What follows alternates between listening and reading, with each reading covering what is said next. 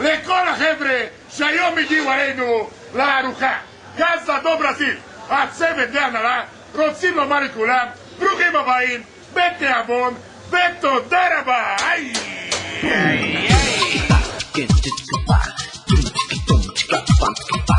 Isso é o samba com o rap do Brasil. הבשר מוגש בצורה של שיפוד רץ ללא הגבלה לצלחת. הבשר איכותי וניתן בצורה מאוד מיוחדת לפי שיטת הצלייה הברזילאית, וישראלי אוהב את זה. ישראלי יותר מתוחכם מאשר לפני 10 שנים נאמר. היום כל אחד מאיתנו היה בעולם, טייל, ראה מקומות, ראה דברים, יודע מה זה איכות.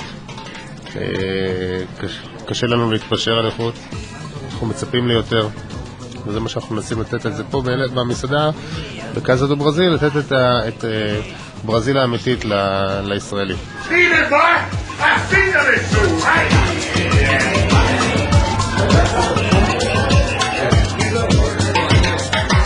Vai descendo com a mão na cabecinha.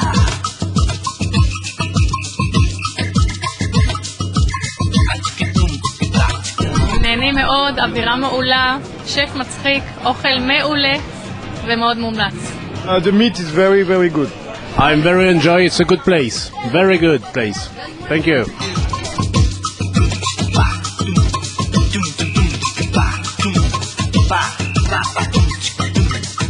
האיכות של הבשר, גם השירות פה מעולה. באמת, הגעתי למקום הנכון. הלכתי ברגל מהאזור של המלונות, עשיתי את הסיבוב, באתי לפה, שאלתי איפה זה, והגענו לפה, סליחה. כל החברים שלנו אמרו לנו לבוא רק לפה. היום הגענו לאילת כבר באנו לפה.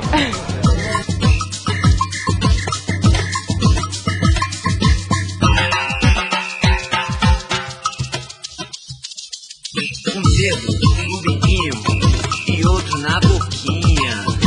Ai,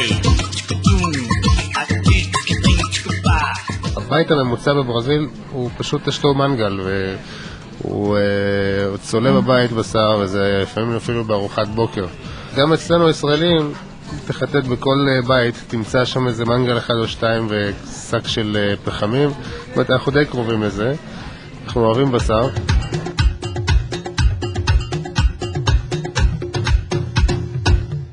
אוקיי, מה שאני הולך לעשות זה לחתוך חלק בשביל השיפוד, חלק שכבר ניקיתי אותו קודם. קוראים לחלק שפיצה צ'ק. הגובה של הבשר צריך להיות בדיוק הרוחב של הבשר, מכיוון שאני הולך לשפד אותו ואני רוצה שיקבל את התזוזה הנכונה, את הרוטציה הנכונה כדי לצלול מכל הצדדים. ואם הוא יהיה קטן בצד אחד וגדול בצד שני, מה שקורה בזמן שהוא מסתובב הוא נופל לצד אחד רק וצולה יותר בצד אחד ופחות בצד שני. אני חותך ישר 6 סנטימטר, קודם כל עד השומן.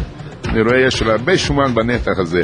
הנתח הזה יישב באש הרבה זמן ולא יאבד את מידת צלייה של מדיום שלו, מכיוון שהשומן החיצוני הולך להגן על הנתח. אני הולך לעשות כדור שמכל הצדדים יש לי את השומן. עכשיו אני הולך לקחת שיפוד, איזה 4 סנטימטר מתחת, נכניס עד שאני מרגיש אותו בצד שני. לא הרבה, אני כבר מסתובב את הצד השני כמה שיותר צמוד, ואני דוחף עוד חיפה קצרה, מעמיד אותו ומושך אותו למטה. המלח גס עושה פעולה הפוכה של מלח דק.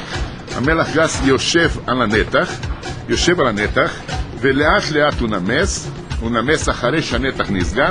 אני לא רוצה שהמלח ייכנס תוך, כי אז הוא הוציא את המיצים שלנו, של הנתח.